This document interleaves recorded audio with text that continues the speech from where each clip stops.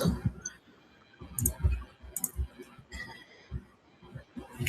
Bueno, buenas tardes, estimadas personas participantes. Es un gusto que nos estén acompañando en esta tarde con esta conferencia que ha sido organizada por la Facultad de Administración de Empresas. Sean todos bienvenidos en el tema que nos reúne hoy sobre el tipo de cambio, dónde estamos, por qué y expectativas, que será presentado por el doctor Walter Chinchilla Sánchez.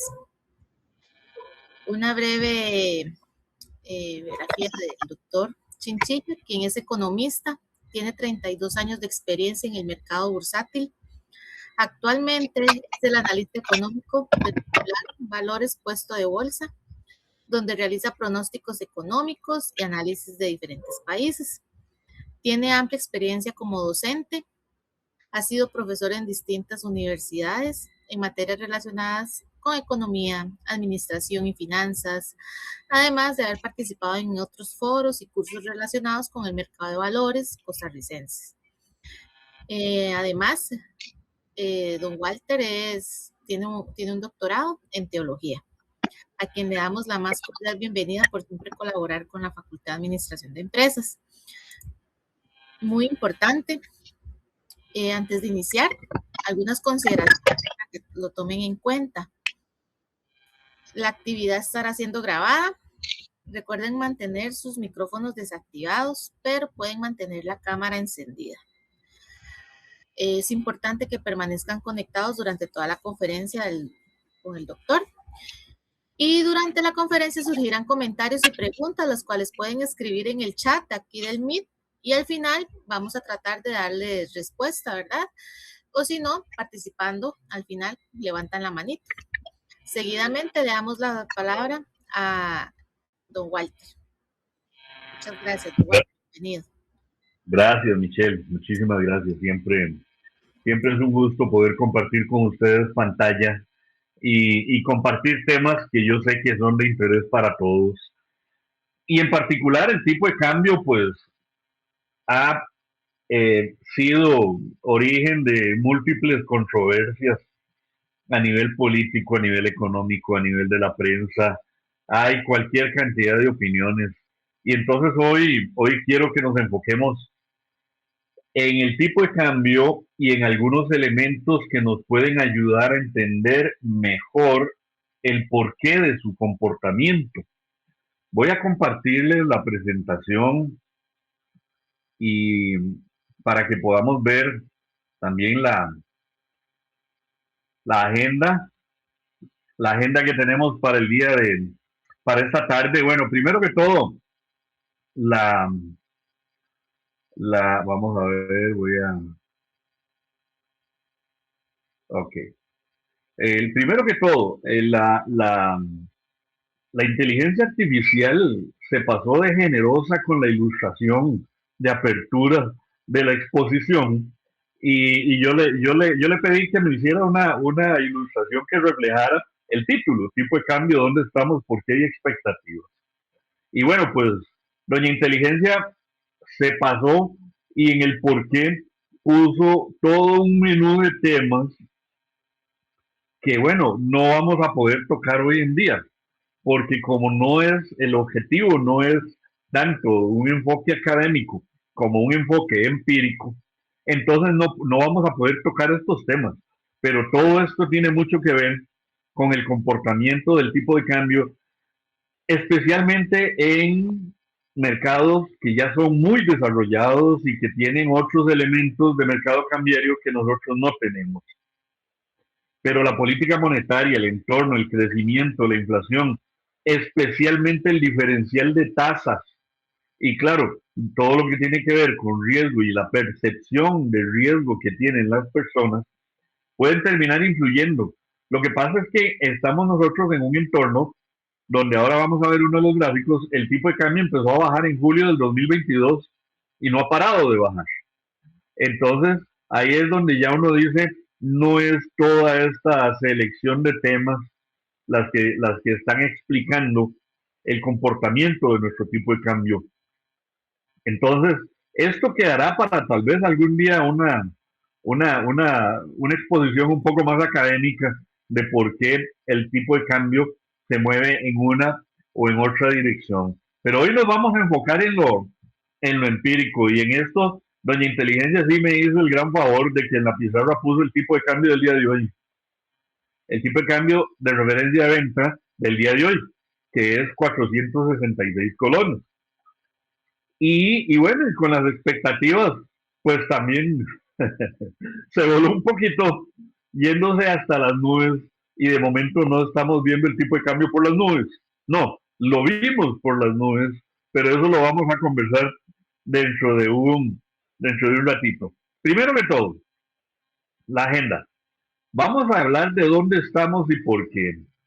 También vamos a investigar si existe un ciclo político en el tipo de cambio. Esta es una pregunta que suelen hacerme en las charlas, de si con el cambio de gobierno el tipo de cambio agarra en una dirección o en otra, que si con el cambio de diciembre a enero el tipo de cambio va a agarrar en una dirección o en otra. Bueno, ahí vamos a ver qué pasa realmente con el tema del ciclo político.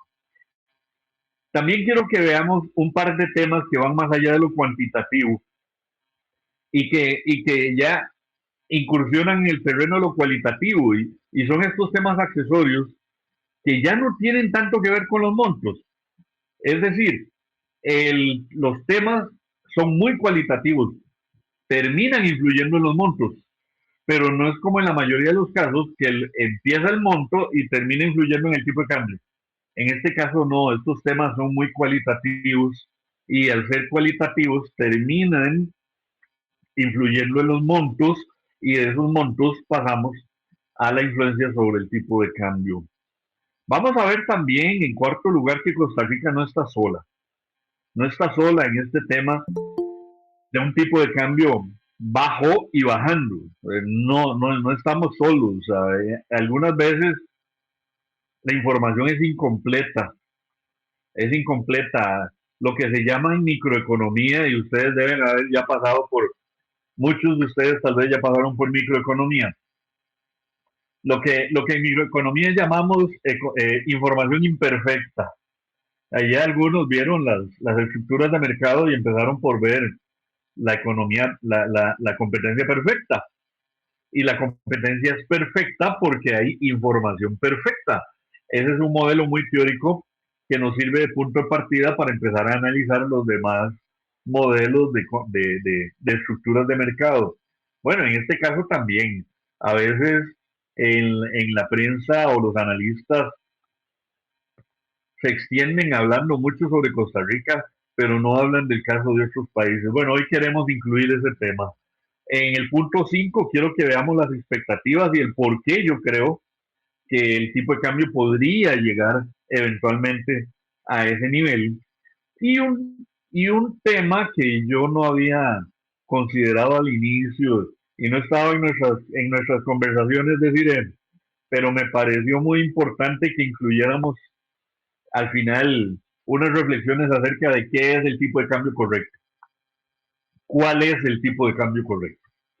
Muy bien, arrancando entonces, ¿dónde estamos y por qué al día de hoy tenemos un tipo de cambio de 460,18, el tipo de cambio de referencia de venta? En la portada lo que salió fue el tipo de cambio de ventanilla de nosotros en el puesto de bolsa, pero en referencia está en 460,18. Eso significa una variación interanual de menos 9,76%, que es de mayo a mayo, del 31 de mayo del año pasado al 31 de mayo de este año, y una variación acumulada de menos 8,22. La variación acumulada es la que va del 31 de diciembre del 2025 al 31 de mayo del 2026. En forma de ilustración, les incluyo, este es el comportamiento del tipo de cambio de enero a mayo del año pasado, y esta línea naranja es la de enero a mayo de este año. Del 1 de enero al día de hoy, el tipo de cambio ha disminuido 41 colones con 24 centavos. En algunos momentos la disminución ha sido más grande. porque vean que el tipo de cambio pegó un brinquito la semana pasada. Entonces, ya en estos días, la disminución fue bastante mayor. Llegamos a tener una variación interanual de prácticamente 11%, menos 11%. Y bueno, la semana pasada el tipo de cambio aumentó más o menos 4 colones y por eso tenemos esta figurita que al final, y entonces los resultados negativos terminan siendo menos negativos. ¿Por qué estamos ahí? Bueno, en primer lugar estamos ahí porque tenemos un exceso de oferta de dólares en el mercado. Y los de aquí que son industriales o que son comerciantes o que están estudiando administración, saben que en la ley de oferta y demanda, para que vean que todo lo que vieron en microeconomía sí sirve para hacer análisis, aunque a algunos les dio dolor de cabeza durante el curso, la verdad es que sí sirve para hacer bastante análisis. En microeconomía, ustedes vieron el equilibrio mercado-oferta-demanda. Cuando la oferta aumenta, que significa que la oferta se desplaza para la derecha, la oferta se desplaza para la derecha, pero la demanda no se mueve, el precio de mercado tiende a bajar. Eso es lo que pasa con el mercado cambiario. Tenemos un exceso de oferta de dólares en las ventanillas y eso está haciendo o ha hecho que el tipo de cambio disminuya rápidamente. Aquí tenemos algunas comparativas. El, perdón, aquí tenemos algunas comparativas del exceso de oferta de dólares. No sé por qué no me está eh, incluyendo una línea que teníamos aquí con los porcentajes, pero vean que en enero el, el exceso de oferta de dólares fue levemente menor al de enero del año pasado, pero en febrero, marzo y abril ha sido mayor. Entonces, cuando sumamos el primer trimestre, tenemos un acumulado el primer cuatrimestre, tenemos un acumulado que es mayor. Entonces, sí, necesariamente, cuando estamos ante un exceso de oferta de un bien cualquiera, que en este caso es el dólar, el tipo de cambio, que es su precio, tiende a disminuir. Y eso se ha reflejado no solamente en el exceso de oferta, es que en el mercado de monedas extranjeras que maneja el Banco Central, que se llama MONEX, el monto acumulado negociado hasta el mes de abril es un 9% más alto que el acumulado de abril del año 2025. Y noten esto, en el 2024 y en el 2025 las variaciones habían sido negativas, pero este año nos sorprendió con un resultado positivo. Es decir, está creciendo el tipo de cambio, está creciendo el monto negociado en Monex. En parte, en parte, el monto negociado ha aumentado porque las llegadas internacionales de turistas a nuestro país también ha aumentado. Y esto es algo que nos sorprendió a muchos. En enero, la cantidad de turistas fue casi un 8% mayor al de enero del año pasado. En febrero fue un 13%. Y ojo que febrero es más corto. Y fue un 13%. Si febrero tuviera 30 o 31 días, hubiera sido un porcentaje más alto. En marzo fue un 12% más alto que marzo del año pasado. Entonces, en el acumulado, tenemos un 1% más alto que el primer trimestre del año pasado.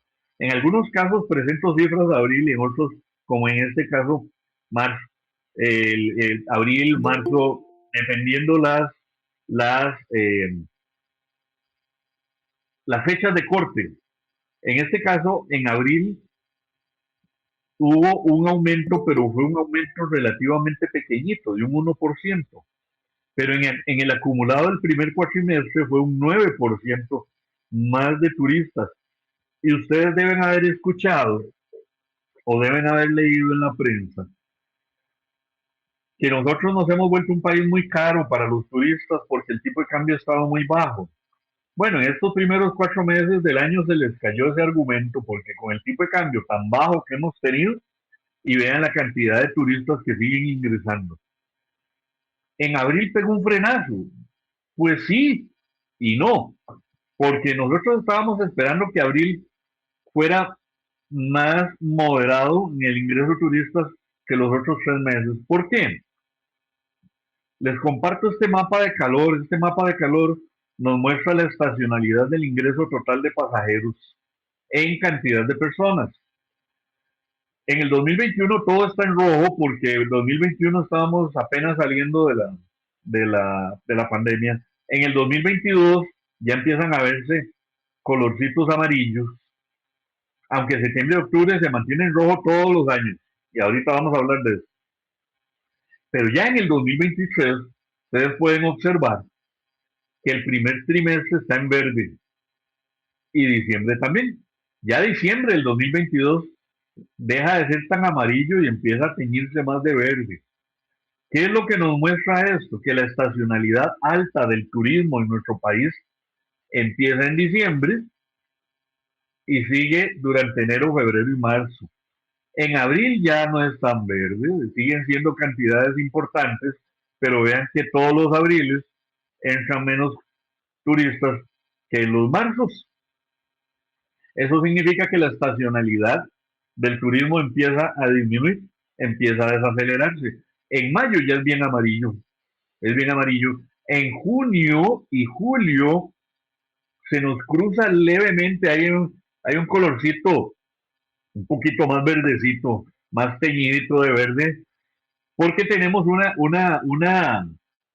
temporada intermedia del turismo donde tenemos las vacaciones de 15 días de nuestros estudiantes, en el caso de las escuelas públicas, y bastante más tiempo en el de las escuelas privadas, pero también tenemos el verano en el hemisferio norte y se vienen a pasear acá. Entonces, entre junio y julio, como que levanta un poquitito la cantidad de turistas, pero en agosto ya se vuelve a poner amarillo y se pone rojo en septiembre y en octubre. ¿Por qué? Porque es la temporada más baja de todo el año para el turismo. De hecho, yo les diría que a los ticos, cuando nos sirve más viajar es en agosto, septiembre, octubre. Viajar me refiero dentro del país, porque como está en temporada baja, las tarifas también están bajas. Microeconomía básica, otra vez, microeconomía básica, ¿por qué las tarifas de hoteles suben de precio en diciembre, enero, febrero y marzo? Porque la curva de demanda se desplaza para la derecha, pero la de oferta permanece igual. Entonces, el precio de equilibrio tiende a subir. Pero sucede lo contrario en septiembre y en octubre. La curva de demanda se vuelve a desplazar para la izquierda, la oferta sigue igual y el precio baja. Por eso ahí les dejo este tip para sus paseos de este año y el próximo, y no vamos a cobrar el doble por el consejo financiero para el manejo de sus vacaciones, pero vale la pena que lo tengan presente. Entonces, ¿qué es lo que yo estoy esperando? Bueno, yo estoy esperando que la estacionalidad que ya empezó a enfriarse en abril sigue enfriándose el resto del año.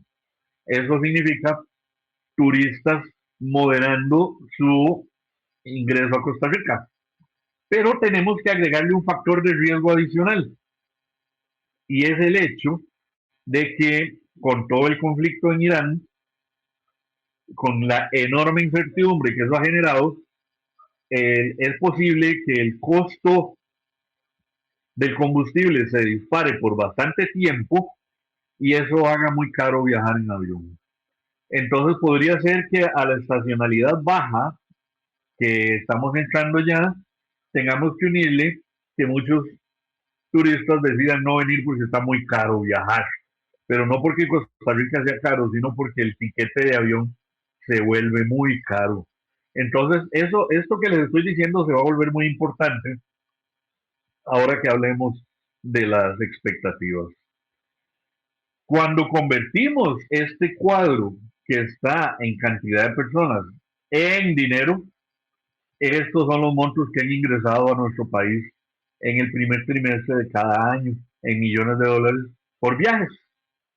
1.447 millones de dólares en el primer trimestre de este año significa un 9,5% más que el año pasado, que fueron 1.321 millones de dólares, que eso fue 3% más que los 1.277 millones del primer trimestre del 2024. Pero entonces, este aumento, no lo esperábamos. Nosotros estábamos esperando que el ingreso de turistas este año, si aumentara tan moderadamente como lo había hecho el año pasado. Pero esto nos sorprendió, y sorprendió también a los hoteleros, y sorprendió a las aerolíneas, y sorprendió a todos los que tienen que ver con turismo, porque terminaron ingresando mucho más turistas de los que esperábamos. Sin embargo, no es lo único. Por el otro lado, tenemos este año un ingreso de inversión extranjera directa que fue totalmente inesperado para todos. El año pasado habían ingresado 1.247 millones de dólares en el primer trimestre. La inversión extranjera directa son los dineros que vienen a invertirse en empresas, particularmente zonas francas, pero también fuera de zona franca también viene algún flujo de dinero. Pero este año vean la barbaridad. 4.737 millones de dólares ingresaron en el primer trimestre. ¿Qué fue lo que pasó aquí? Y por si acaso ya algún mal pensado anda diciendo que eso es plata que se está lavando aquí, pues no, le voy a decir que no es plata que se está lavando aquí, es que este año entraron los fondos para pagar la venta de Florida Island Farm que se formalizó el año pasado, o más bien se comunicó el año pasado, se formalizó este año y el dinero entró a finales del mes de enero. Y eso fue 3.000 millones y pico de millones de dólares. Entonces, es una cantidad exagerada de dinero por el lado también de la inversión extranjera directa. Esto no se va a repetir el resto del año. No tenemos tantas Florida Sun Farm en venta, ni vendiéndose ya, formalizándose, firmándose. Entonces, esto es algo de este año. Y más bien, lo que yo creo que puede eventualmente suceder es que los fondos se desaceleren porque ante la incertidumbre por los eventos geopolíticos, porque tenemos que hablar en plural. Estados Unidos-Irán es una historia, pero todavía la historia entre Rusia y Ucrania no se ha terminado. Más otros conflictos que pueden haber por ahí, todos en conjunto podrían estar frenando por la incertidumbre que se genera, especialmente por el tema con Irán, frenando los planes de inversión que las empresas tienen en países como el nuestro. Y vamos a la segunda pregunta. ¿Existe un ciclo político en el tipo de cambio? Bueno, aquí tenemos que recurrir un poquito a la historia económica de nuestro país, porque algunos de ustedes son tan jóvenes que no se acuerdan de esto porque ni siquiera saben que esto existió. Vamos a ver, este primer gráfico va desde el año 83 hasta el año 2006. Cada línea de estas marca los días de mayo en que cada presidente asumió el poder. Oscar Arias, Rafael Ángel Calderón en 1990, José María Figueres en el 94, Miguel Ángel Rodríguez en el 98 y Abel Pacheco en el 2002, que es esta última línea. Y entonces puede ser sorprendente que vean el tipo de cambio subiendo casi en línea recta. Antes de eso, esto es la estadística que tiene el Banco Central desde el 1 de enero del año 83. Antes de eso, habíamos tenido algunos sobresaltos cambiarios en la administración de Rodrigo Carazo entre el año 1978 y 1982, que antes de esa administración de don Rodrigo, el tipo de cambio estaba en 8 colones con 60 céntimos. Cáiganse de espaldas. Estaba en 8 colones con 60 céntimos. En la administración Carazo hubo una serie de eventos a nivel global que hicieron que nuestros países en América Latina dejaran de pagar su deuda y entonces los dólares dejan de entrar a nuestro país y el tipo de cambio se dispara. En aquella época, dispararse significa que pasó de 8.60 a 50 colones. Lo que pasa es que lo hizo muy rápido y generó una inflación enorme.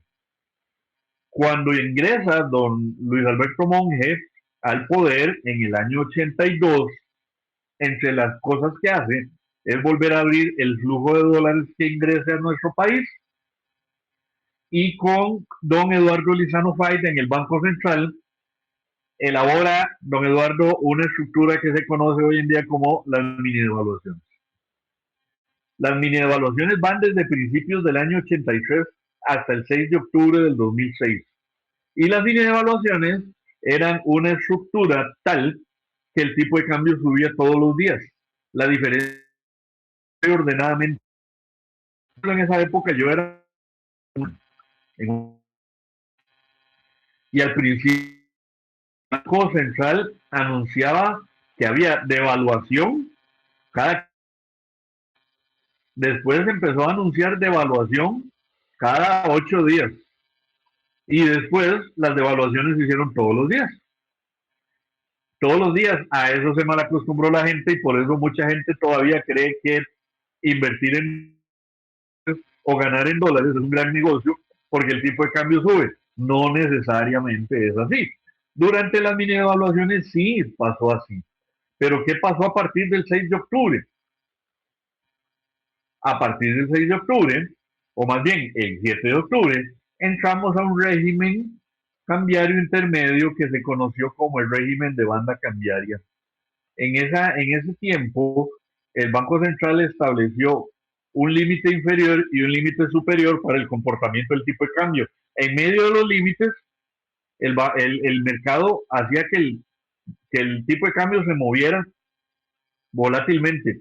Cuando el tipo de cambio llegaba al piso, porque casi que nunca llegó al techo, cuando llegó al piso, el Banco Central intervenía para proteger el límite. Ahí empezamos a aprender a trabajar y a vivir con un tipo de cambio volátil y cada vez más difícil de predecir. Es que aquí era facilísimo predecirlo. Y era tan fácil de predecir que el tipo de cambio llegó a explicar prácticamente el 100% de la inflación en este país. Después de un tiempo que estuvimos con el régimen de banda cambiaria, el 2 de febrero del 2015 entramos al régimen de flotación administrada. Desde el 2 de febrero del 2015 hasta el día de hoy, y por eso ya no tenemos un límite, ya no hay una banda, sino que el mercado hace que el tipo de cambio se mueva como lo considere, dependiendo de la cantidad de demanda o de oferta de los dólares. Entonces, volviendo a la pregunta original, ¿hay un ciclo económico? Bueno, durante las mini evaluaciones no, porque el tipo de cambio se movía siempre para arriba. Pero después, aquí entra la segunda administración de Oscar Arias, luego tenemos la administración de Laura Chinchilla, luego la de don Luis Guillermo Solís, la de Carlos Alvarado, la de Rodrigo Chávez, y esta última línea es la administración de Laura Fernández. Y díganme ustedes, hay un ciclo político que nos diga que cuando cambian presidente siempre el tipo de cambio sube, o cuando cambia presidente siempre el tipo de cambio baja. Vean que no, en realidad no lo hay, no lo hay. Aquí venía el tipo de cambio bajando, pero era por un tema del régimen. Aquí venía bajando, pero ojo que venía subiendo. Si alguien viera un ciclo, debería haber algo siguiendo adelante. Aquí estaba estable, subió, estamos en el año 2019, luego cuando ingresa don Rodrigo Chávez, el tipo de cambio empieza a disminuir en el año 22. Recuerden que en el año 22 tuvimos la crisis inflacionaria originada por la invasión rusa a Ucrania y eso generó que el tipo de cambio se disparara desde niveles cercanos a 560 hasta 699 y resto. Ahí paró el tipo de cambio y empezó a disminuir. Y hasta la fecha sigue disminuyendo. Entonces, yo creo que no hay forma de comprobar que tengamos un ciclo político para nuestro tipo de cambio hasta el día de hoy. Hasta el día de hoy. Yo le pongo las manos en el juego por lo que ya sucedió, pero que vaya a haber un ciclo político en el tipo de cambio de aquí a algunas administraciones adelante, no lo podemos saber. De aquí para atrás, no, las cifras no nos muestran un ciclo político. Y yendo más allá de los temas puramente cuantitativos, quiero que conversemos sobre dos eventos que se dan en la dinámica interna del mercado cambiario que no siempre tenemos presentes y que no siempre se mencionan. Al primero yo le llamo efectos de segunda ronda. Primero veamos los efectos de primera ronda. En los efectos de primera ronda, las empresas que tienen dólares, pero que tienen que pagar salarios en colones, que tienen que pagar servicios en colones, que tienen que pagar algún subsidio para sus empleados en colones, toman esos dólares, se van a Monex o se van a las ventanillas a vender los dólares. Eso aumenta la oferta de dólares, lo que lleva a un exceso de oferta de dólares que hace que el tipo de cambio baje. Llamémosle a eso efecto de primera ronda. Lo que pasa después es que la misma empresa tiene que ir al mercado porque, perdón, porque tiene que volver a hacer los mismos pagos en colones. A eso yo le llamo efectos de segunda ronda. ¿Por qué? Porque la empresa fue el mes pasado al mercado y junto con las demás empresas y otros vendedores de dólares provocaron que el tipo de cambio bajara. Al mes siguiente tiene que vender más dólares para obtener los mismos colones. Ese es un efecto de segunda ronda. Cuando ya la misma empresa tiene que volver al mercado.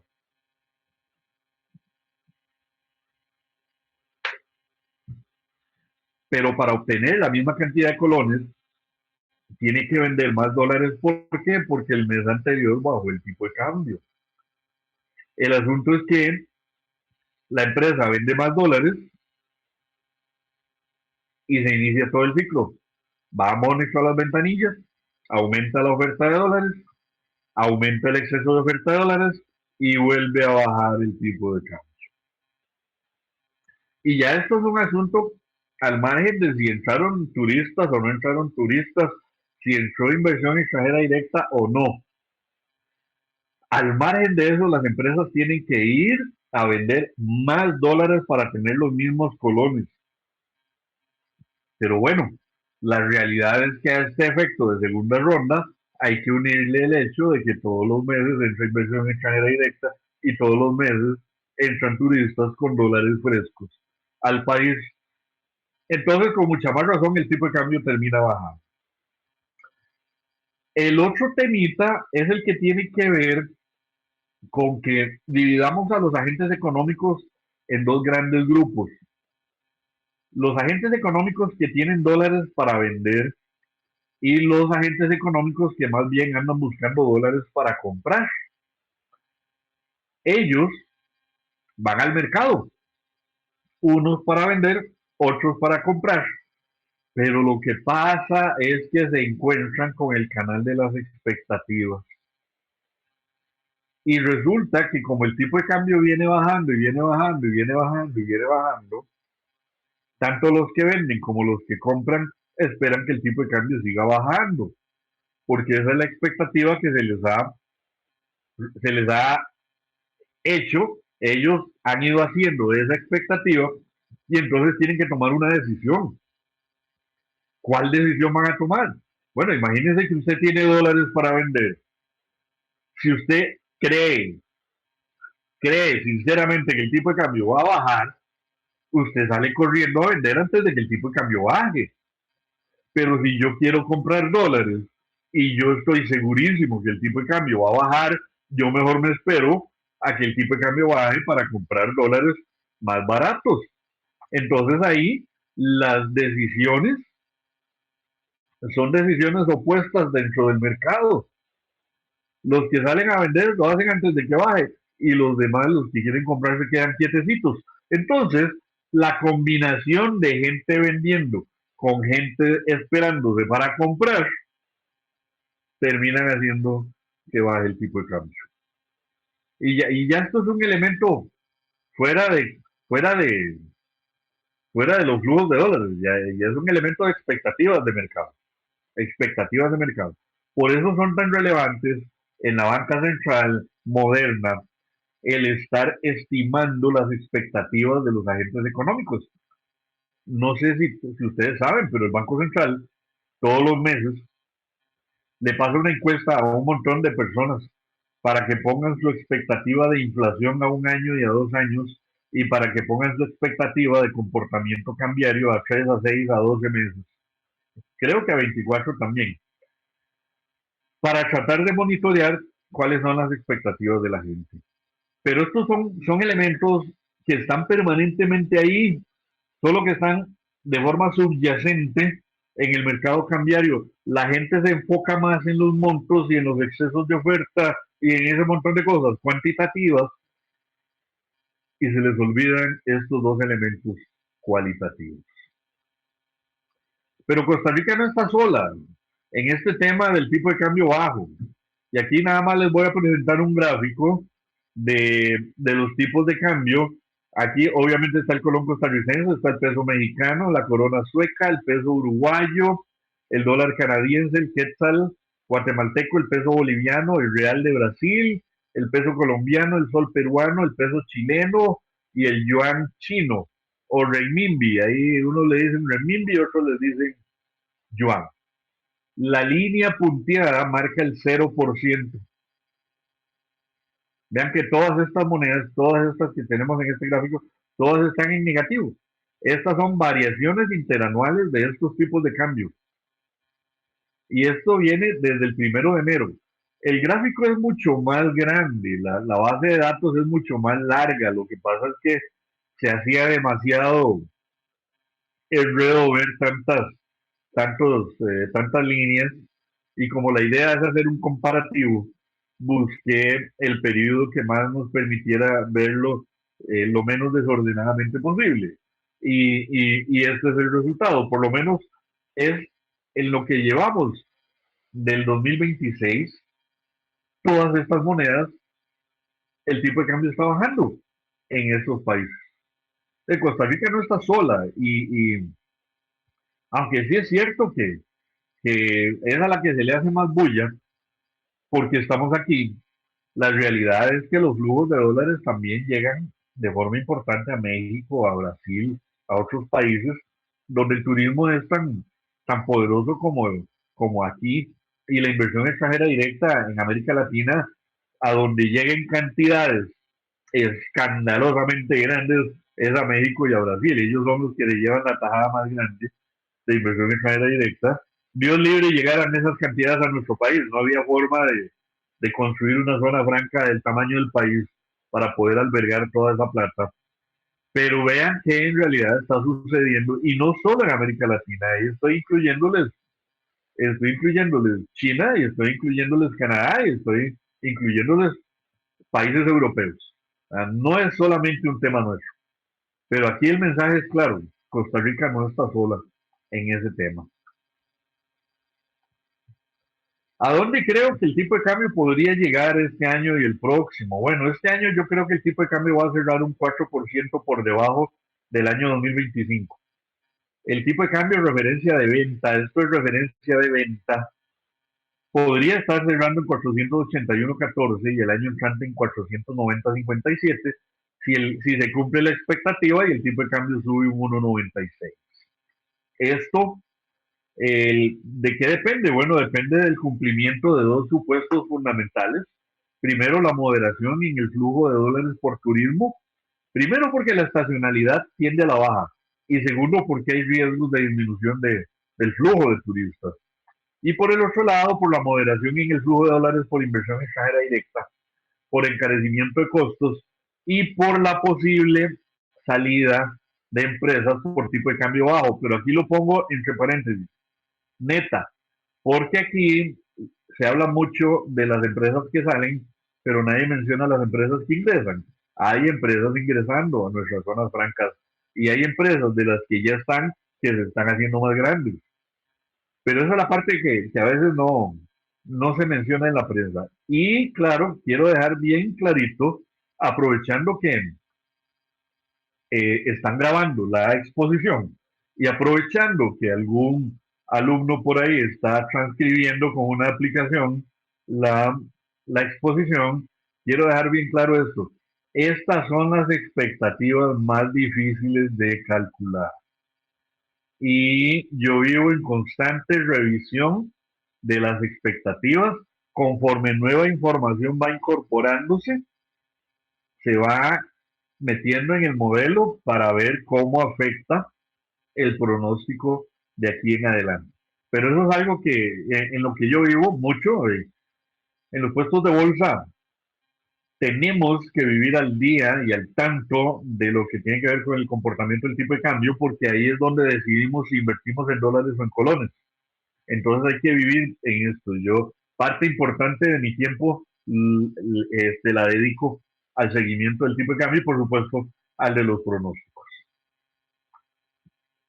Y terminamos con esto, algunas reflexiones finales sobre el nivel correcto del tipo de cambio.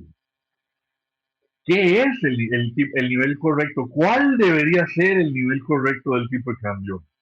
Bueno, primero que todo, el concepto de un tipo de cambio, si está más alto de lo que uno considera o está más bajo de lo que uno considera, o es un tipo de cambio correcto, o como le gusta a algunos técnicos decir, es un tipo de cambio que está desalineado o que está alineado, ese concepto no es universal. No existe un concepto universal. Depende de los criterios económicos que las gentes estemos usando en el momento en que estamos conversando. Por ejemplo, cuando hablamos del país, para Costa Rica el tipo de cambio adecuado es el que permite un déficit de cuenta corriente que se sostenga en el tiempo. Aquí me tengo necesariamente que meter en temas un poquito técnicos que tienen que ver con la balanza de pagos del país. La balanza de pagos es la contabilidad que registra entradas y salidas de dólares del país como un todo. Y una cuenta de la balanza de pagos se llama cuenta corriente. Esa cuenta corriente puede estar en déficit o superávit. En el caso de Costa Rica está siempre en déficit. Entonces, el tipo de cambio correcto es el que ayude a que ese déficit se mantenga sostenible, se mantenga manejable en el tiempo. ¿Por qué? Porque cuando eso se logra, el país no tiene que pensar tanto en endeudarse en dólares, no tiene que pensar tanto en traer tantos dólares, no hay tanta presión sobre las reservas internacionales netas, no hay tanta vulnerabilidad externa de nuestra macroeconomía. Pero repito, este es un tema de Banco Central, es un tema de balanza de pagos, es un tema técnico. El Banco Central es el que se encarga de velar por eso. Pero si ustedes se dan cuenta, el Banco Central nunca publica esto, porque eso es un tema muy técnico. Cuando dejamos de pensar en el Banco Central y empezamos a pensar en nosotros como agentes privados, el tipo de cambio correcto es otra cosa. Para un exportador es el tipo de cambio que preserva márgenes y competitividad. Para un hotelero, para un operador turístico, es el tipo de cambio que sostiene la rentabilidad. Pero para un importador es el tipo de cambio que abarata insumos. Y para un deudor en dólares es el que hace manejable su carga financiera. Entonces, para los que venden café en el exterior o para los que reciben turistas, el tipo de cambio correcto es un tipo de cambio alto y subiendo. Pero para el que compra afuera para vender aquí adentro, o para cualquiera de ustedes que debe su casa en dólares o su carro en dólares, el tipo de cambio correcto es el tipo de cambio más bajo posible y ojalá bajando. Entonces vean qué complicado. ¿Qué vamos a tener en la economía? ¿Un tipo de cambio alto y subiendo o un tipo de cambio bajo y bajando? Entonces, tenemos todavía incluso que pensar en la gente que invierte en dólares.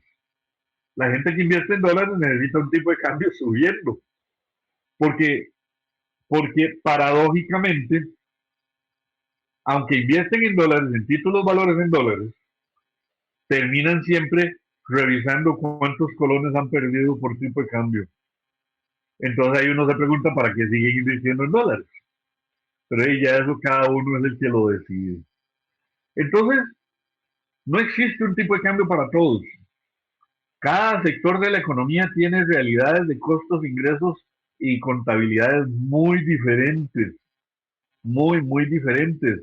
Por lo tanto, podríamos concluir que el tipo de cambio no es un precio para cuidar sectores.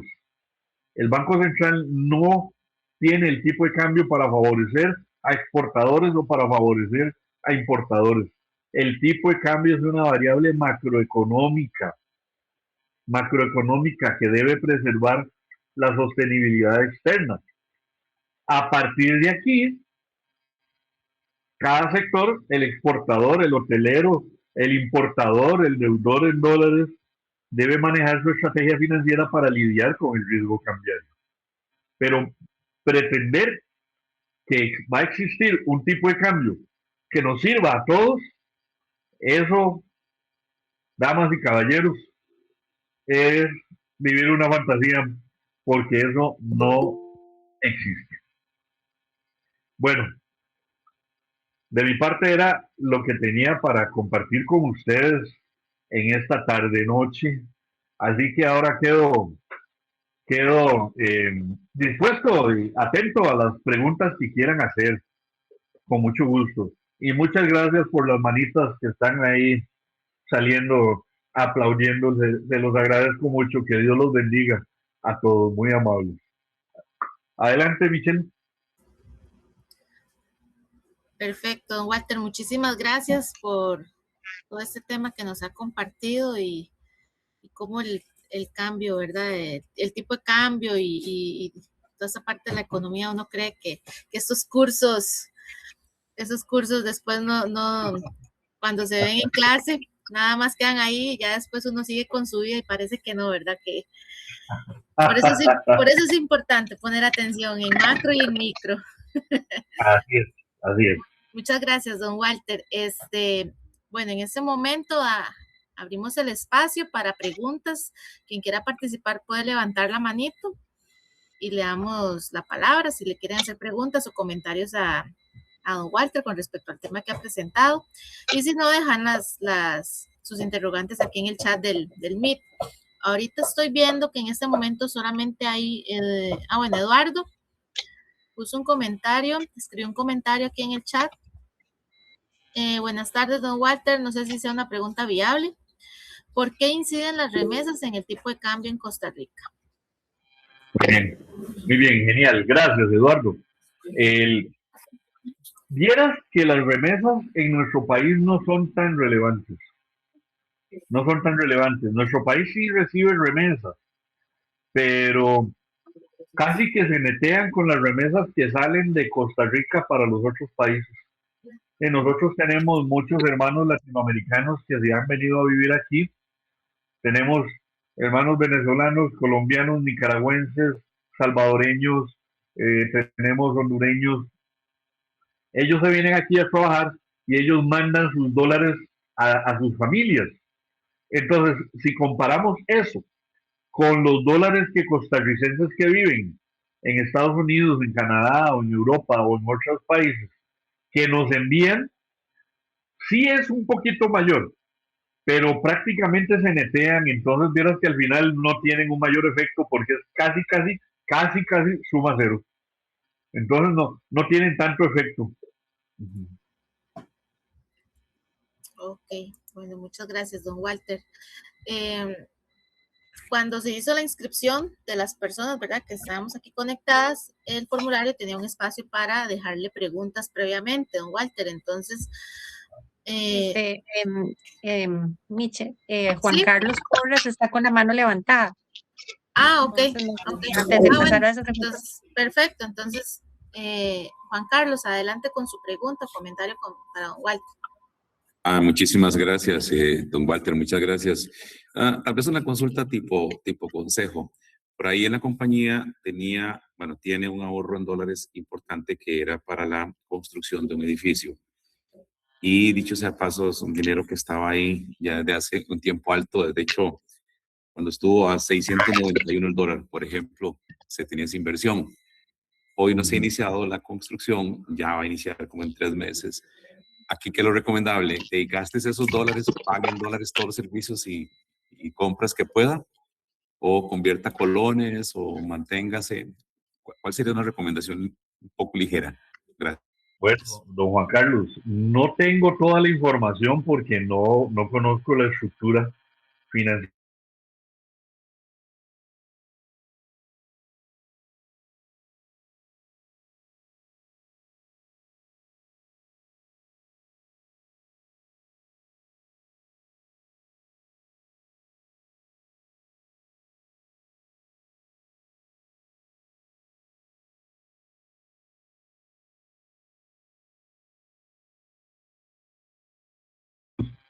que en la medida de lo posible contrate lo que pueda en dólares. Contrate lo que pueda en dólares y pague en moneda dura, moneda dólar. Pague moneda dólar.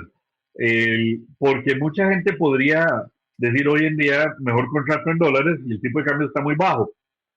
Pero el problema es que cuando suceden esas cosas corremos el riesgo de que nos cobren más dólares porque la otra persona lo que está recibiendo lo que le interesa es recibir colones.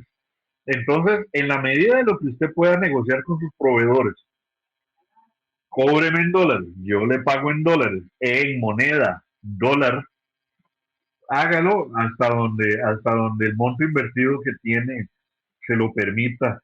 Y por el otro lado, dependiendo de si los costos se han movido o no se han movido, es un buen momento para comprar dólares, para seguir haciendo la buchaca para ese producto, porque no podríamos descartar tampoco que sus proveedores hayan ajustado el costo en dólares para arriba con tal de tener más colones para sus gastos en colones.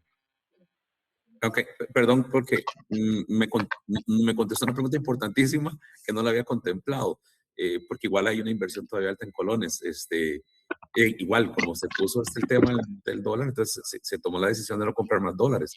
Entonces, más bien, ahora siente usted que es un buen momento para, como el 80, mentira, como el 20% de la inversión que falta, comprarlo en dólares. Sí, yo diría que sí, con la información que tengo, ¿verdad? Con la información que tengo, que es muy general, yo le diría que sí, porque van a realizar gastos en dólares. Mi posición general siempre es con la gente decirle, si usted va a hacer gastos en dólares, compre dólares y olvídese del tipo de cambio. Obviamente, si es una empresa y lleva una contabilidad, debería tener alguna estrategia financiera que le permita minimizar el impacto del riesgo cambiario. Pero si usted planea gastos en dólares, compre dólares. Si usted planea gastos en colones, venda los dólares que recibió por el salario o por lo que sea, porque usted vive en una economía en colones. Pero esa ha sido siempre mi posición general. Si alguien gana colones, endeudes en colones. Si alguien gana en dólares, endeudes en dólares. Pero en estos momentos debe estar sufriendo alguien que gane en dólares, muy posiblemente. Entonces, todo lo que aparezca por comprar y gastar en dólares, pague en dólares. Es mi forma de verlo, sí, señor. Es mi forma de verlo. Okay.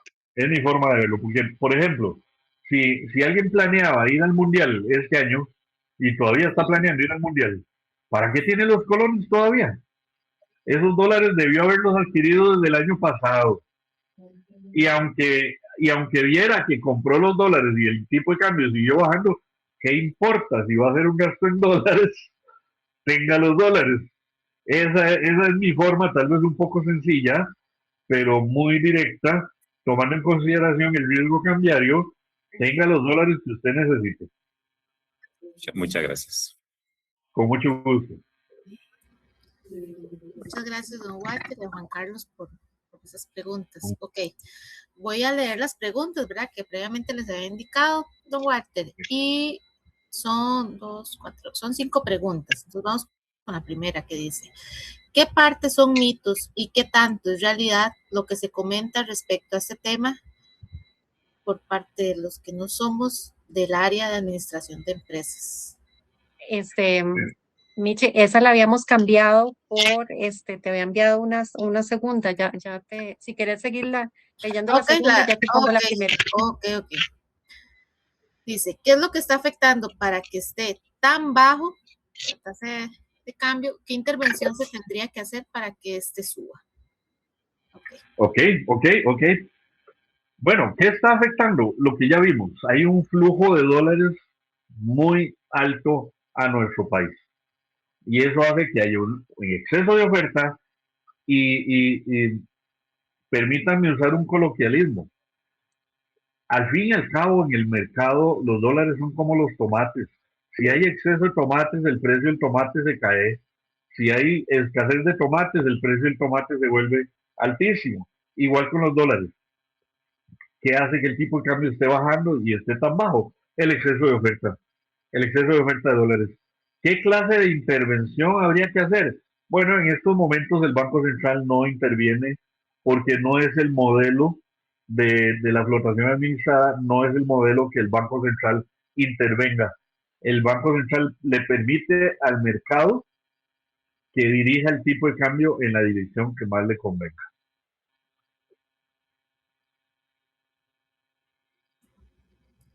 Ok, don Walter, muchas gracias.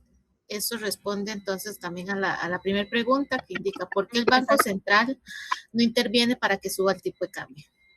Sí, exactamente. Es que el modelo de flotación administrada es un modelo de flotación en el sentido de que se le permite al mercado que el mercado suba el tipo de cambio o lo baje.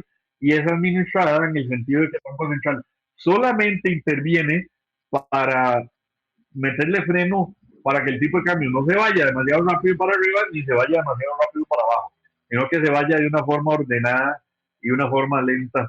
Y por eso es que el Banco Central no interviene porque no anda buscando un tipo de cambio específico. De eso se encarga el mercado. Ok. La tercera pregunta es la siguiente. ¿Qué le hace el tipo de cambio a la dignidad humana, a la justicia social y a las posibilidades reales de aprender, trabajar y vivir de las personas? Muy bien, muy bien. Me encanta esa pregunta. El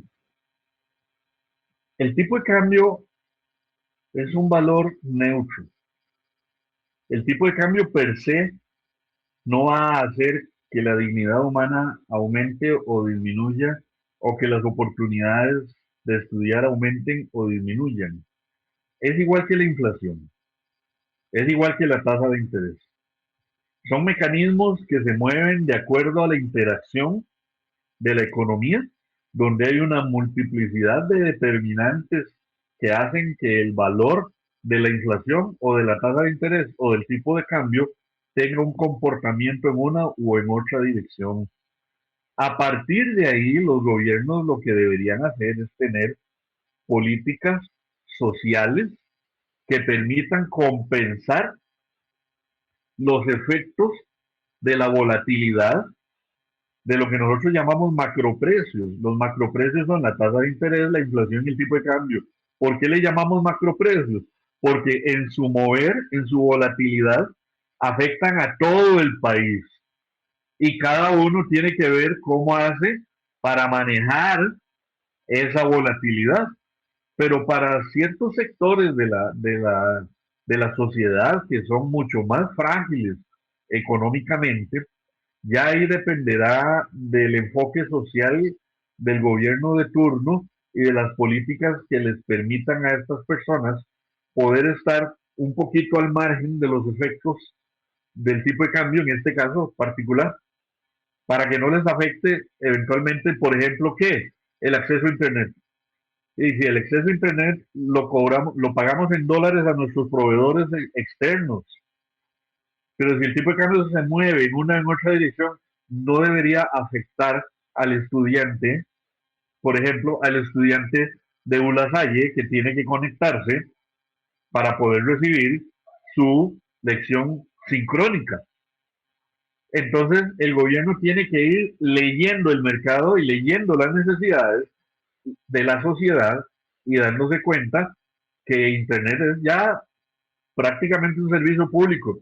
Debería convertirse en algo cada vez más competitivo y que el tipo de cambio no afecte, en este caso particular del ejemplo, a los estudiantes, llámese de colegio, llámese de universidad, que necesitan ahora el Internet tanto como se necesita la electricidad. Pero ya ese es un asunto más de las políticas y de los enfoques sociales del gobierno de turno. Muchas gracias, don Walter. Antes de continuar con las otras preguntas, veo que don Carlos Alberto Piedra tiene la mano levantada, entonces le doy la palabra a don Carlos. Adelante. Muchas gracias por la charla, está súper interesante. Muchas gracias, don Walter, por darnos tan buena explicación. Mi comentario pregunta va en el sentido de que cuando nosotros éramos jóvenes o más jóvenes, a nosotros nos decían, sí, a nosotros nos decían que el costo de la vida dependía de que el dólar subía o bajaba, que influían efectos internacionales como guerras, como qué sé yo. Eso es lo que a nosotros nos decían y por eso, esa era la explicación que los gobiernos nos daban para que el costo de la vida subiera. En este caso, que desde el gobierno de don Rodrigo Chávez, el dólar ha venido bajando, ¿verdad? Veo que eso no es cierto, porque los precios de la canasta básica, de cualquier insumo, de cualquier servicio, se mantienen. ¿Hay alguna explicación para eso, Walter? Ese es un comentario, pregunta. Y el segundo, usted al principio nos decía... Carlos, ¿me permite primero evacuar esta pregunta? Ya en edades como la mía me hacen 3 preguntas y ya se me olvidaron las 2 primeras. Entonces mejor vayamos en orden. Es cierto que en algún momento el tipo de cambio subiendo determinaba el costo de la vida, porque como yo les decía hace un rato, en mini devaluaciones el tipo de cambio iba en línea recta. Entonces los importadores podían pronosticar el tipo de cambio tan fácil y tan certeramente que le metían el tipo de cambio a las facturas a la hora de pasarnos a colonias a nosotros los precios. Entonces eso generaba una inflación que nunca bajaba de 10%. Cuando yo estudiaba economía, la inflación moderada en Costa Rica era una inflación del 20%. Cuando ya logramos bajar la inflación al 10%, fue muy difícil porque no bajaba porque teníamos mini devaluaciones. Cuando empezó la banda cambiaria, se empezó a desligar el tipo de cambio de la inflación porque se volvió más impredecible. Hoy en día el tipo de cambio tiene una influencia estadísticamente pequeña sobre la inflación. Coincidió en el 2022 que don Rodrigo asume el poder y el tipo de cambio empieza a bajar, pero eso no fue un tema del gobierno, fue un tema de la coyuntura. Fue un tema de la coyuntura que el tipo de cambio empieza a caer y hasta la fecha sigue bajando.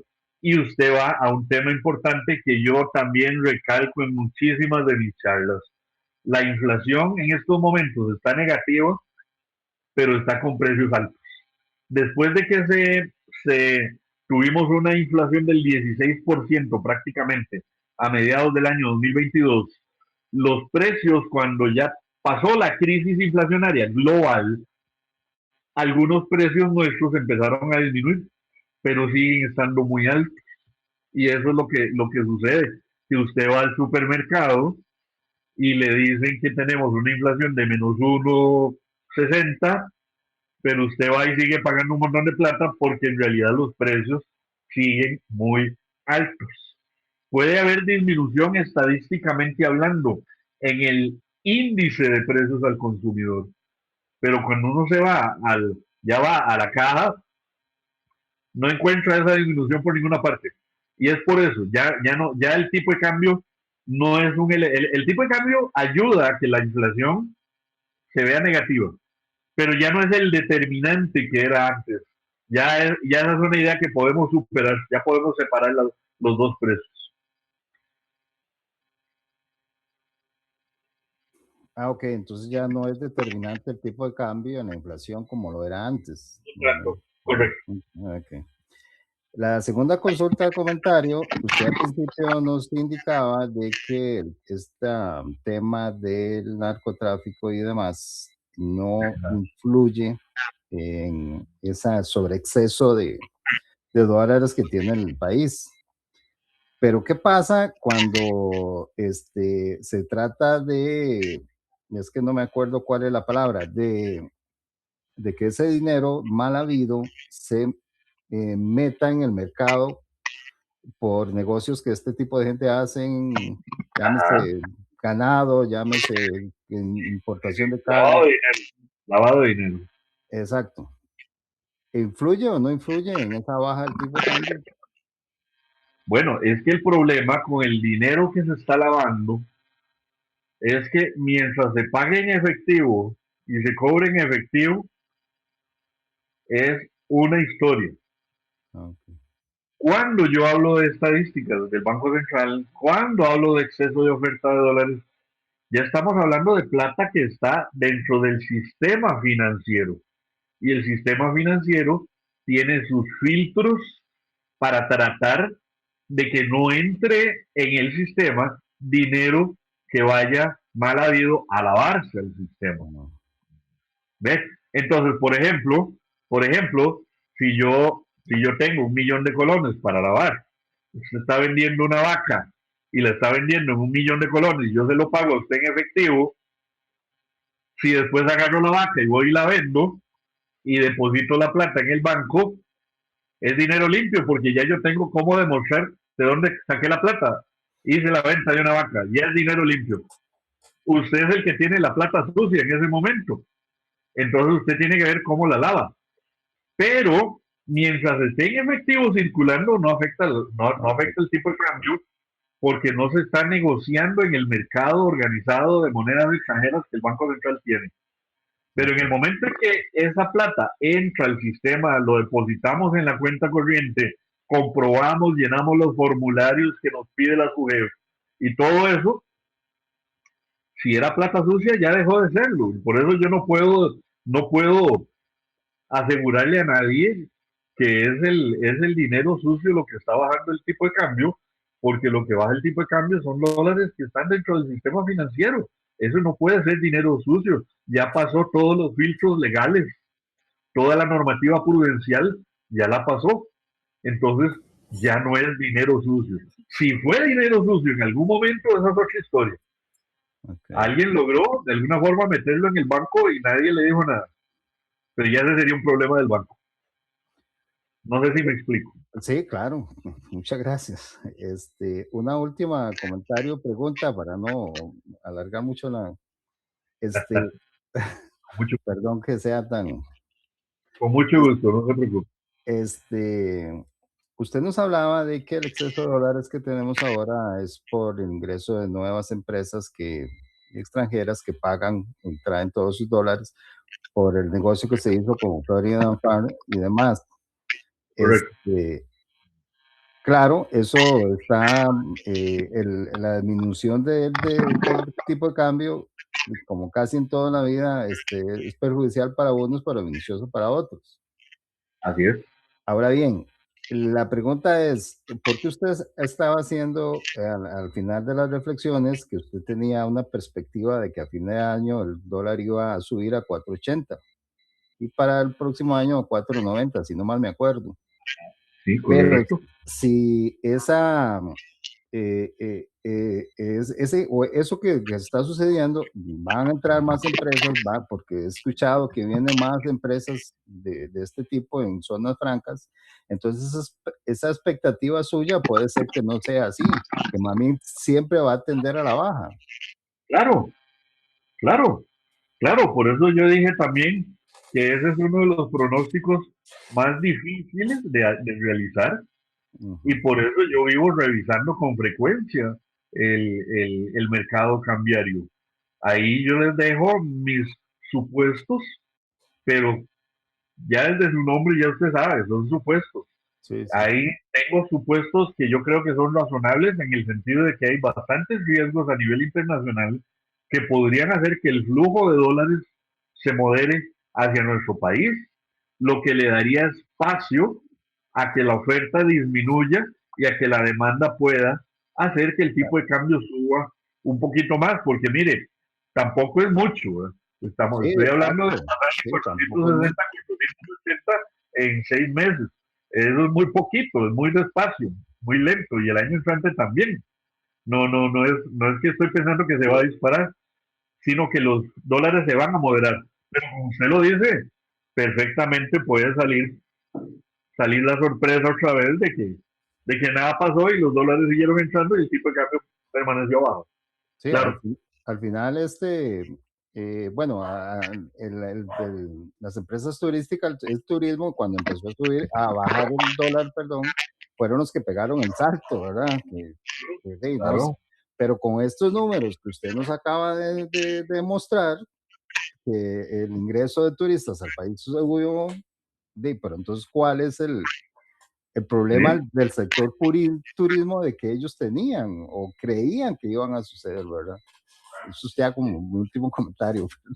Sí, sí, don Carlos, usted tiene toda la razón y es algo que he dicho últimamente en las charlas. Vea qué interesante. El año pasado, cuando los turistas eran menos, el sector brincaba. Sí. Y ahora, estos 4 meses, diciembre, enero, febrero, marzo, que los turistas son más, nadie dice nada. Nadie dice nada. Nadie dice nada. ¿Por qué? Porque todos están contentos con la mayor cantidad de turistas, pero al mismo tiempo, más turistas significa más dólares y significa el tipo de cambio bajando. Que es situación más complicada, ¿no? Bueno, muchas gracias y ya no. A ustedes, don Carlos, muchas gracias.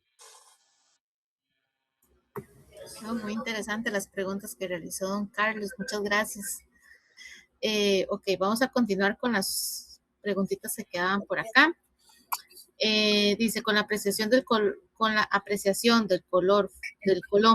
frente al dólar, ¿cuáles son las fortalezas que eso produce para la economía y cuáles son las debilidades que también ocasiona? Muy bien. Las fortalezas que genera un tipo de cambio bajo es que nuestra inflación tiene una razón adicional para mantenerse baja. Segundo, se vuelve más atractivo invertir en colones. Entonces, comprar títulos valores en colones se vuelve más atractivo porque invertir en colones no tiene riesgo cambiario. No importa si baja o sube el tipo de cambio. Pero una debilidad que le genera a la economía es que en el caso, veámoslo así, si yo antes vendía un lapicero afuera en $1 y por ese dólar recibía 550 colones, perfecto. Pero ahora resulta que por ese dólar recibo $450, 450 colones. Entonces tengo que vender el lapicero en $1.50 o en $1.75 para poder recibir los 550 colones que recibía antes. Estoy haciendo los números así un poco a lo loco, ¿verdad? Entonces, tal vez mi socio afuera ya no me quiere comprar los lapiceros porque hay otro competidor que le sigue vendiendo los lapiceros a $1. ¿Eso qué significa? Que si eventualmente, para que nuestros exportadores y hoteleros, cafetaleros y demás puedan recibir más colones, que son los que necesitan, si tienen que empezar a aumentar su precio en dólares, pueden perder competitividad. Y eso es lo que se dice mucho en la prensa. la pérdida de competitividad. De momento yo no veo pérdida de competitividad por ningún lado, porque los hoteles se siguen llenando y las exportaciones siguen volando. Entonces, todavía no veo pérdida de competitividad, pero sí es un riesgo que eventualmente podría materializar. Ok, creo que alguien tiene el micrófono activado. Voy a leer la última pregunta que indica lo siguiente. Otros indicadores económicos que hay que ajustar. ¿Cuáles son los otros indicadores económicos que hay que ajustar para que el tipo de cambio no afecte negativamente la economía costarricense? Bueno, es que el tipo de cambio no está afectando negativamente a la economía costarricense, porque como vimos ahora, tal vez afecta negativamente a unos sectores, pero afecta positivamente a otro montón de sectores. Entonces, decir que está afectando negativamente a la economía es algo un poquito audaz, es un poquito audaz, porque no, mucha gente está disfrutando del tipo de cambio bajo. Por ejemplo, por ejemplo, las, las agencias de carros ya aprendieron que mejor venden carros en colones. En la expo, el montón de carros estaban en venta en colones. Eso le sirve mucho a la gente. En momentos en que la tasa de interés está muy baja también. El que sigue vendiendo en dólares, pues se ve expuesto al riesgo cambiario. Pero no, yo no podría responder esa pregunta de una forma complaciente, porque en realidad la economía no se está viendo afectada. Unos sectores están bien, otros sectores no lo están, por la misma causa, el tipo de cambio. Entonces, no. Ahora bien, voy a redactar la pregunta desde otra perspectiva. ¿Qué habría que hacer para que el tipo de cambio suba? Ok. Desde esa perspectiva, Banco Central podría bajar la tasa de interés todavía más. Actualmente la tasa de política monetaria está en 3.25. Banco Central podría bajarla a 3, a 2,5, a 2%. ¿Por qué? Porque si lo hace, todas las tasas en colones en el sistema van a bajar y mucha gente va a preferir invertir en dólares que en colones. Y entonces va a empezar a comprar dólares y al aumentar la demanda de dólares, pueda que se compense el exceso de oferta y entonces el tipo de cambio empiece a subir. Pero ya eso sería pensando en que Banco Central quiere intervenir para que el tipo de cambio suba, que repito, no es la política de Banco Central en este momento. Banco Central bajaría la tasa de interés única y exclusivamente si la inflación pronosticada por ellos se lo permite. No es un tema de tipo de cambio. Ok, don Walter, muchísimas gracias. Bueno, cierro las preguntas de que nos hayan enviado previamente. Ahora le doy la palabra a don Juan Carlos nuevamente. Sí, muchísimas gracias. Don Walter, la pregunta podría sonar retórica, pero quisiera escuchar su perspectiva. A ver, pues tanta zona franca, tanta inversión extranjera y todos estamos claros que esos dólares de esas utilidades de esas empresas no están en nuestro país. Pero lo que sí llega, que está muy bien, es el pago de los impuestos del IVA, sobre todo de esas empresas, de una vez al año, ¿verdad? ¿Qué tanto nos beneficia, qué tanto afecta? O por lo menos para el contexto de la conversación de hoy, en cuanto a la parte del cambiaria. Es decir, si sube, si baja, ¿qué tanto nos beneficia o nos afecta? Claro. Recordemos que el modelo de zonas francas nace en un contexto de un modelo de desarrollo de promoción de las exportaciones. Costa Rica sale de un modelo de sustitución de importaciones de los años 60 y 70 y empieza a implementar la promoción de exportaciones a partir de los 80. Y tal vez, no sé, tal vez algunos aquí se acuerden, las primeras maquilas que habían, que eran que aquí se armaban los pantalones Levi's y las camisas Manhattan y otro montón de marcas extranjeras, venían aquí, se armaban, se iban para Miami y entonces nosotros las comprábamos con precios de Miami o con precios de Panamá, y el sellito decía hecho en Costa Rica. Ese fue los primeros intentos de zonas francas. Ya después fue cambiando hacia empresas de mayor conocimiento, de mayor técnica y mayor dominio de idiomas.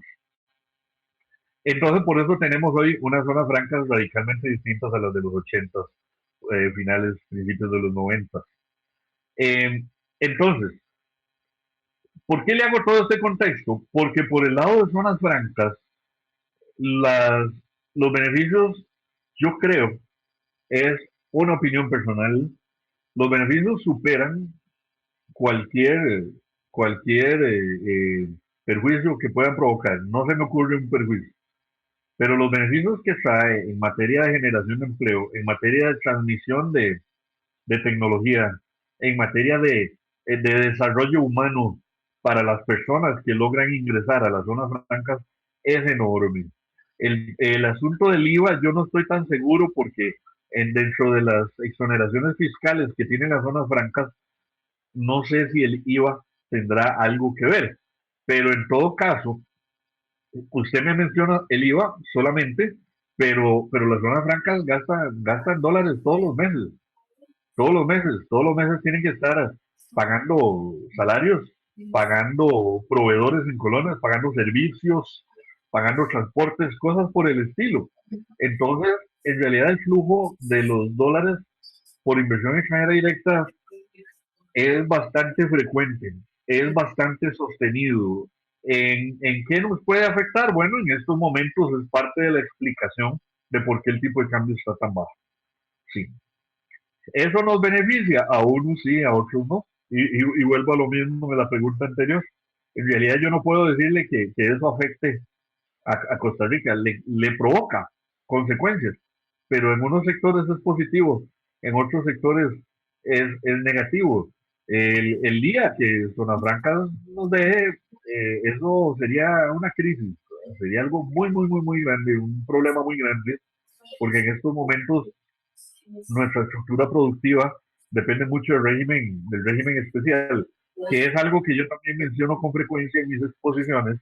Necesitamos un gobierno que haga políticas que promuevan el régimen definitivo también, y no depender tanto solo del régimen especial, sino también equilibrar un poco la balanza y tener más capital propio produciendo en nuestro país. Perdón si le enredé mucho la respuesta a don Juan Carlos. No. Por ese lado. Súper claro. No, súper claro. Sí, yo sé que entiendo claramente que las zonas francas son literalmente una bendición de Dios, ¿verdad? Pero también hay muchísima empresa que no necesariamente es zona franca, y se lo decía Costa Rica, Florida, por ejemplo. Pero bueno, y una última pregunta para no molestarlo más. De hecho, tengo una hija médico y conversábamos hace unos días y me cuestionaba yo si deben los profesionales mantener sus servicios en colones o en dólares. Mire, yo tengo años de estar diciendo, si usted vive en una economía con inflación en colones, ¿por qué cobra en dólares? Ya con eso casi le respondo. Pero mire, yo esto que vi en la Expo Móvil este año, permítame para calcular un poquito, hace tal vez unos 13, 14 años, cuando yo era consultor independiente, le daba charlas y seguimiento a una empresa importadora de vehículos, y ya yo en ese tiempo, ya yo les decía, ¿por qué no experimentan a vender en colones? Experimenten a vender en colones.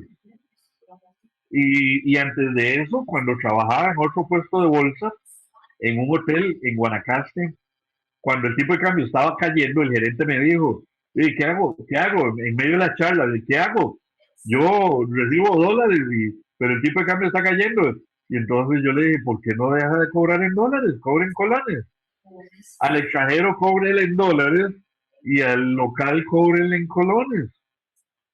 Yo vengo con esa, permítame el coloquialismo, vengo con esa cantaleta desde hace como 15, 18 años. Y hasta ahora parece que están haciendo un poquito de caso. ¿Saben dónde también? ¿En qué sector lo están haciendo? En el sector de alquileres. Los que insisten en cobrar en dólares están cobrando alquileres de $1,500 por unos huevitos de apartamentos chiquititicos, pero están cobrando una cantidad bárbara en dólares porque quieren recibir los mismos colones de hace 3 años.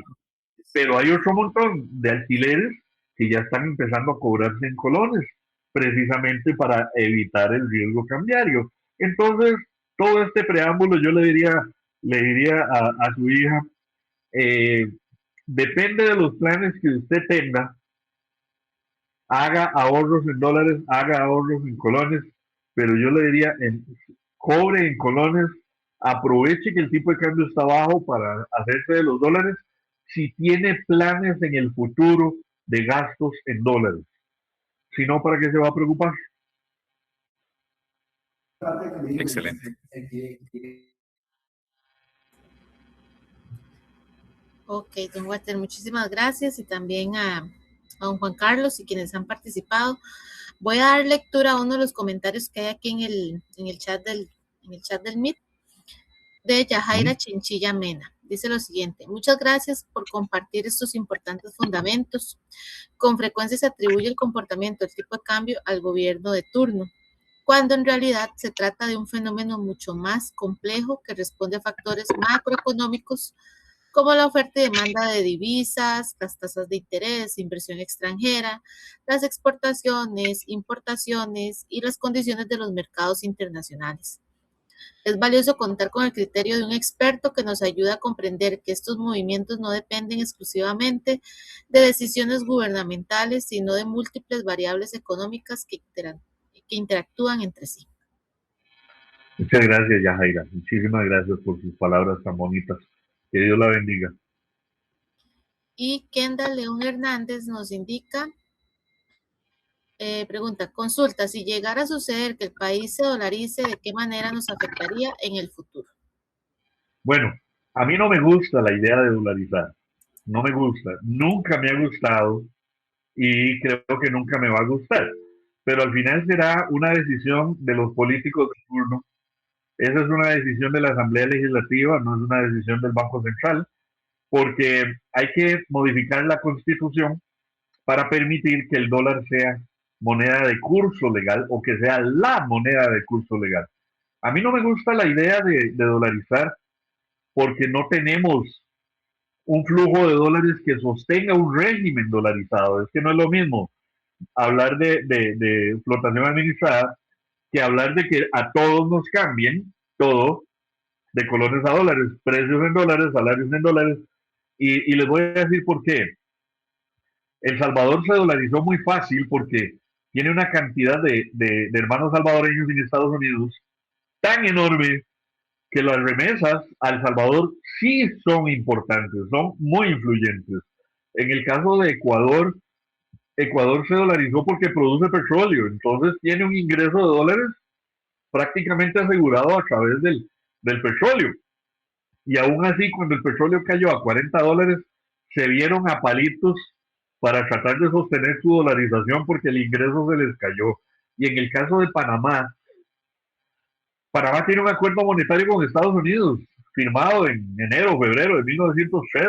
Entonces, y tiene el canal. Sí, es que tiene el canal, tiene la zona libre, todo eso en el contexto de un acuerdo monetario con Estados Unidos. Entonces, Panamá prácticamente vive en dólares, ha vivido en dólares 120 y pico de años. Nosotros no tenemos nada de eso. Ni el turismo alcanza, ni la inversión extranjera directa alcanza, no tenemos petróleo, el café nuestro ya no es el grano de oro, etcétera, etcétera. Entonces, si dolarizamos, ¿qué es lo que nos queda? ¿Qué tendríamos que hacer? Bueno, primero, agarrar las reservas del Banco Central y dárselas a todos los bancos locales para cambiar los colones a dólares, a ver hasta dónde alcanza.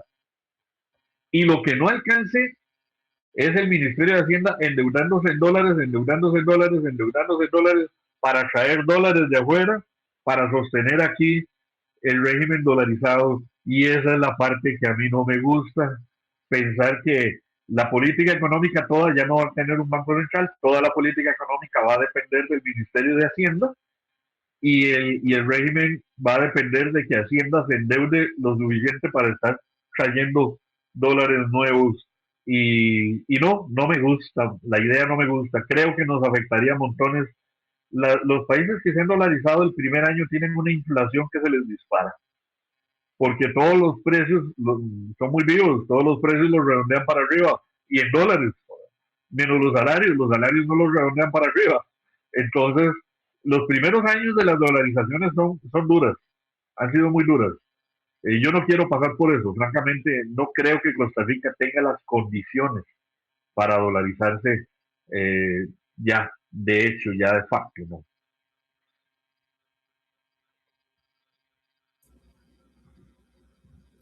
De acuerdo, don Walter.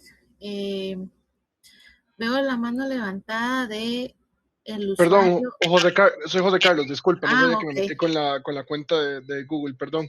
Sí, adelante.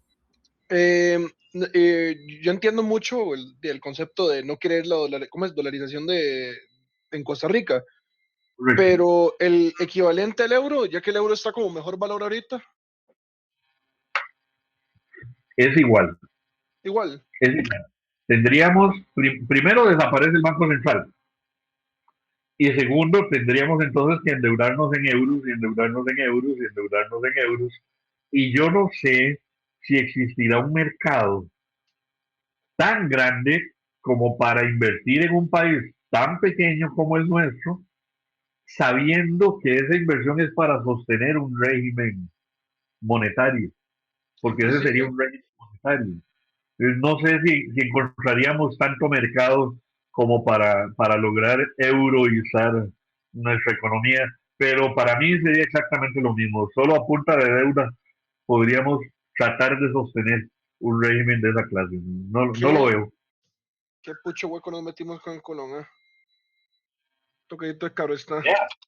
Vea qué interesante, porque si dolarizar fuera la panacea, cuando Brasil alcanzó inflaciones del 1000%, del 3000% anual, Brasil, en vez de dolarizarse, lo que hizo fue empezar de cero con una moneda nueva, con el real. Y hasta la fecha, vive con el real, y cuando mucho que yo haya visto, tal vez alguien más informado me pueda corregir, pero cuando mucho el tipo de cambio ha llegado a 6 o 7 reales por dólar, pero ha llegado a estar en 2,5 reales por dólar, 3 reales por dólar. Si dolarizar fuera la panacea, ya América Latina se hubiera dolarizado hace años, y no lo va a hacer. Y perdón, yo quisiera ya ir concluyendo con este comentario que voy a hacer. En tiempos de Carlos Saúl Menem en Argentina, don Carlos mandó a su gerente, perdón, a su ministro de Finanzas, que se llamaba Roque Fernández, lo mandó a donde Paul Rubin en Estados Unidos, que era el ministro del Tesoro en Estados Unidos. Y le dijo a don Paul Rubin, nuestro presidente quiere dolarizar la economía, ¿usted qué opina? Y el señor le contestó algo muy sabio. Le dijo, ustedes quieren dolarizar, dolaricen. Tomen en cuenta que cuando Estados Unidos tome decisiones respecto de su moneda, va a ser pensando en Estados Unidos, no en Argentina.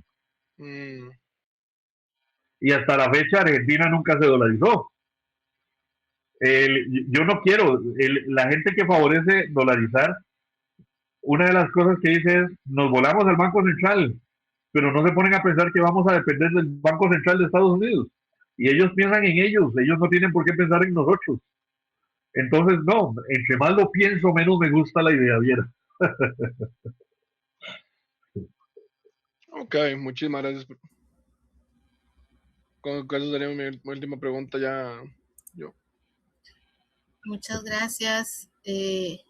Juan Carlos en el chat comentó 6.75, lo más alto del real en 2024. Ok, gracias, don Juan Carlos. Imagínese usted 6.75 en una economía emergente como Brasil. No, les ha ido mejor con una moneda propia y empezando de cero que dolarizando. ¿Ok? Ok. Muchísimas gracias, don Walter. En el chat del Meet no hay más comentarios, no hay más preguntas, no veo manitos levantadas. Entonces creo que estaríamos cerrando en este momento. Agradecerle, don Walter, toda la experiencia, todo el conocimiento que usted tiene, que siempre es agradable escucharlo. Y a todas las personas que se han mantenido conectadas también, a los profesores y los estudiantes, y también a don Francisco, los compañeros que están por acá, y a don Gilberto, agradecerles de permanecer conectados y haber escuchado a don Walter por su valiosa participación y el tiempo también. Doña Desiree, muchísimas gracias por estos espacios. Muchas gracias a todos, sí. De la Facultad de Administración de Empresas. Estamos para servirles. Que Dios los bendiga a todos, que pasen muy buenas noches. Muchas gracias. Muchas gracias, buenas noches. Igualmente, Gracias, don buenas Walter, noches. buenas noches. Gracias. Buenas noches.